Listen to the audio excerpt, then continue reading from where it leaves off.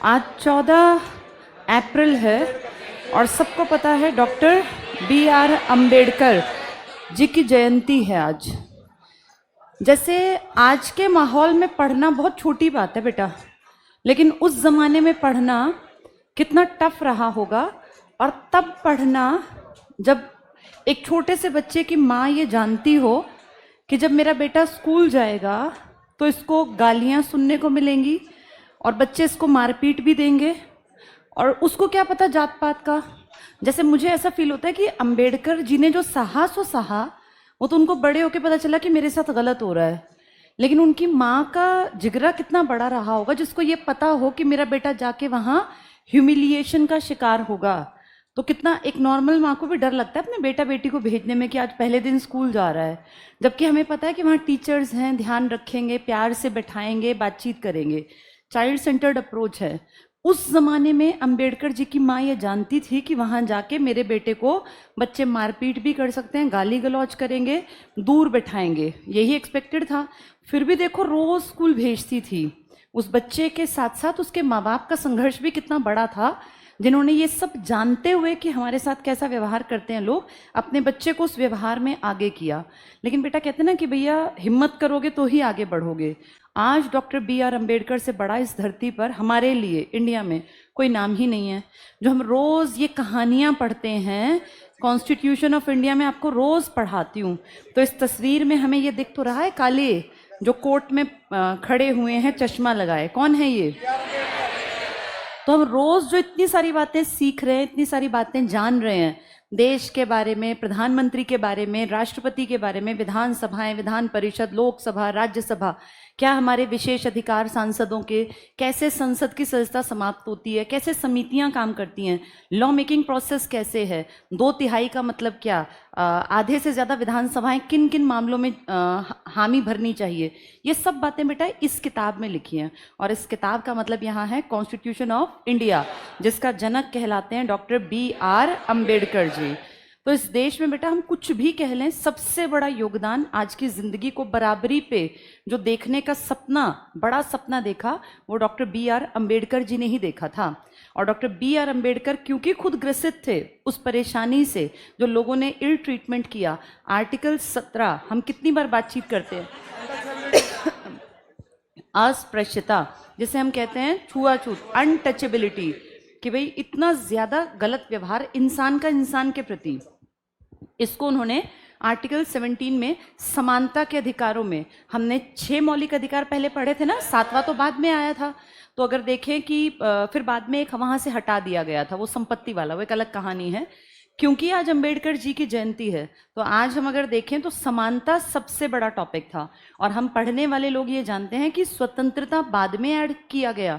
Article अगर देखें पहले तो समानता की बात पहले है, आर्टिकल 14 से 18 समानता की बात करता है, चाहे वो कानून के सामने समानता हो, हमारे जन्म स्थान को लेकर समानता हो, हमारे लिंग को लेकर समानता हो। पहले समानता, पहले इक्वलिटी, देन स्वतंत्रता। स्वतंत्र होके क्या करोगे अगर समानता ही नहीं है? तो जेंडर के बेसिस पर, caste, creed, race, religion, birth place, इन सब के बेसिस पर हमें समानता देने का सबसे बड़ा जिस आदमी ने बीड़ा उठाया वो थे डॉक्टर B.R. अम्बेडकर। कितने पढ़े लिखे, कितने ज्ञानी आदमी। आज पढ़ना कितना आसान है, तब बेटा पढ़ने के लिए माहौल नहीं था, और उनके साथ तो कितना ही गलत व्यवहार था।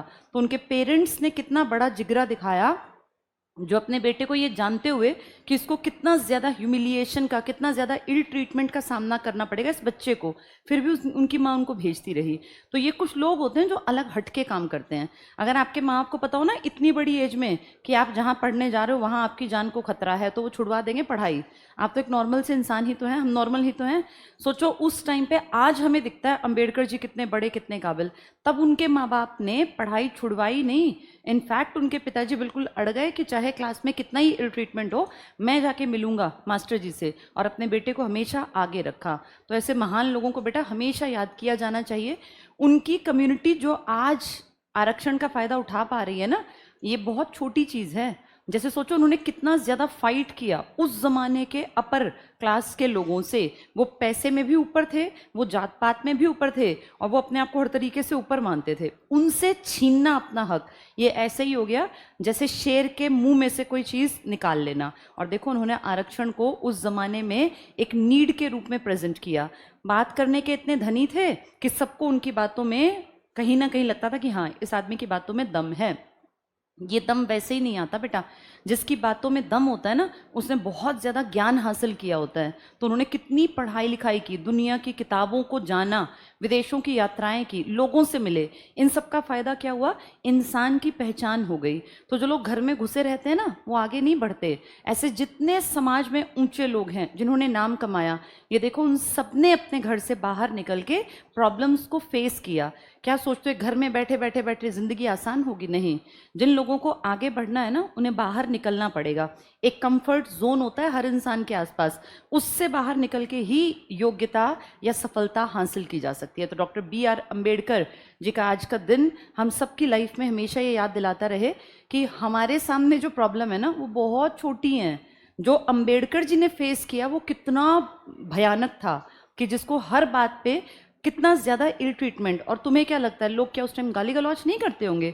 गंदी गंदी गालियाँ देते होंगे, बदतमीजी करते होंगे, उन सबको सहा और फिर आगे बढ़ के उनको, उनके मुंह को बंद कराने के लिए ज्ञान का लेवल इतना बढ़ा लिया कि सामने वालों को सबको झुकना पड़ा।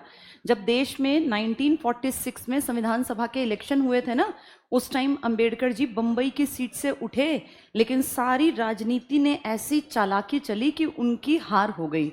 वो हार गए। कोई नॉर्मल आदमी होता टूट जाता कि यार मेरे बस की नहीं है। उन्होंने बेटा ये सोचा कि नहीं, अगर मैं संविधान सभा का मेंबर नहीं बन पाया तो मेरी कम्युनिटी की बराबरी की बातें कोई करेगा ही नहीं। इनफैक्ट इंडिया में बराबरी की बातें कोई नहीं करेगा, क्योंकि चंद अमीर ऊंची जाति के लोग अगर हमारा संविधान लिखते तो वो अपने फायदे की चीज़ें लिखते।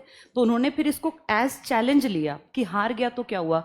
वो बेटा फिर उस टाइम पे बांग्लादेश, जो आज तुम्हारे पड़ोसी देश का नाम है, ये भी तो पहले हमारा ही बंगाल था, यहाँ की सीट से इलेक्शन लड़े, मतलब यहाँ की सीट से खड़े हुए और यहाँ की सीट से जीत कर आए। उसमें मुस्लिम लीग का एक बड़ा योगदान था। उसके बाद देश आज़ाद हो गया 47। तो जिस सीट पे वो जीते हुए थे वो तो चली गई पूर्वी पाकिस्तान में। पहले बांग्लादेश पूर्वी पाकिस्तान था। फिर तब तक उन्होंने अपनी इमेज ये बना ली कि बाकी सबको लगा कि अगर अंबेडकर नहीं है तो ये संविधान सभा अपना पूरा काम कर नहीं पाएगी।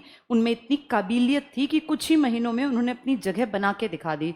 और फिर मुंबई की सीट के एरिया से एक व्यक्ति ने, बड़े आदमी ने इस्तीफा दिया। मैंने आपको बताई भी होगी वो कहानी।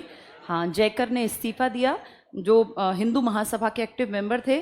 फिर उस सीट पर अंबेडकर जी बैठे और अंबेडकर जी इतना काम कर गए कि इस पूरी किताब को जो हम रोज़ पढ़ रहे हैं, रिटन डॉक्यूमेंट, इसके पिता, इसके जनक डॉक्टर B.R. अम्बेडकर कहलाते हैं। तो आज की ये कहानी हमेशा याद रखनी है कि जब एक इंसान इतने ज़्यादा चैलेंजेस से जूझ सकता है तो हमारे चैलेंजेस उससे बड़े नहीं हो सकते बेटा। उनके सामने बहुत सारी प्रॉब्लम्स थी, तब भी उससे ओवरकम कर गए। तो हमारे सामने तो क्या प्रॉब्लम होंगी? तुम्हारी उम्र में क्या प्रॉब्लम हो सकती है? किसी को फाइनेंशियल प्रॉब्लम हो सकती है, घर में पैसा ना हो, कम हो, दिक्कत हो। किसी के माँ बाप को दिक्कत हो सकती है, किसी का अपना खुद का रिश्ता बहुत अच्छा ना चल रहा, अपने यार दोस्तों में 3-4 दिक्कतें हैं बेटा।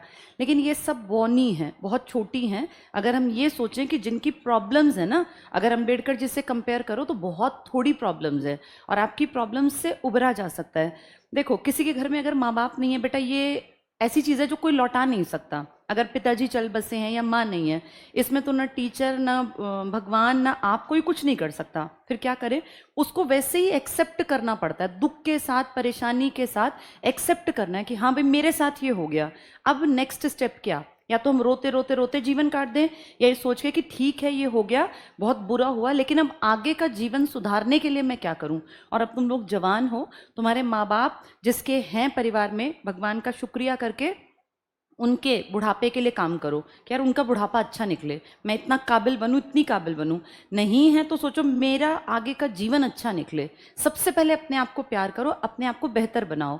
और फिर ये सोचो दुनिया में कितनी प्रॉब्लम्स हैं, तुम फिर भी बहुत लकी हो बेटा। अगर तुम्हारा बॉडी सिस्टम ठीक है ना, तुम्हें कोई किडनी की बीमारी नहीं है, हार्ट की प्रॉब्लम नहीं है, लिवर में कोई फंक्शनिंग में दिक्कत नहीं है, तो तुम वैसे ही बहुत ज़्यादा ब्लेस्ड हो। अब पढ़ लिख के अपनी लाइफ को सेट और कर लो, फिर आगे की ज़िंदगी बेहतर बेहतरीन होगी। थोड़े बहुत कष्ट परेशानी तो किसको नहीं आते, वो तो सबकी लाइफ में आते हैं, उनको फेस करके आगे बढ़ते जाएंगे। और तुम उम्र के उस पड़ाव पर हो जब जिंदगी बनती हैं, अगले 40 साल 50 साल जो तुम्हारी लाइफ है वो अब बन रही है, ठीक है। तो मेहनत करनी है, और आज के दिन को जैसे जैसे महापुरुषों के दिन आए ये याद किया करो कि उस टाइम पे उन्होंने कितना कुछ फेस किया, और वो फेस करके आज हम किताबों में उनके चेहरे देखते हैं, तो हमें तो उनके मुकाबले बहुत कुछ अच्छा मिला। ये डेमोक्रेटिक कंट्री है, यहाँ फिर भी वैल्यू है वोट की। अभी हमारे हाथ में ताकत है सरकारें बनवाने की, तो अपनी बातों को हम रख सकते हैं। हम इस मामले में भी ब्लेस्ड हैं। अंबेडकर जी जिस टाइम पर थे, या भगत सिंह, राजगुरु सुखदेव, या गांधी, नेहरू, पटेल, तो अपनी बात रखना भी तो क्राइम था, पुलिस पकड़ती थी। तो हम तो ब्लेस्ड हैं, बहुत कुछ हमें किया कराया मिल गया। अब अगला स्टेप ये है कि अपनी अपनी जिंदगियों को बेहतर बनाएं, ठीक है। तो चलो।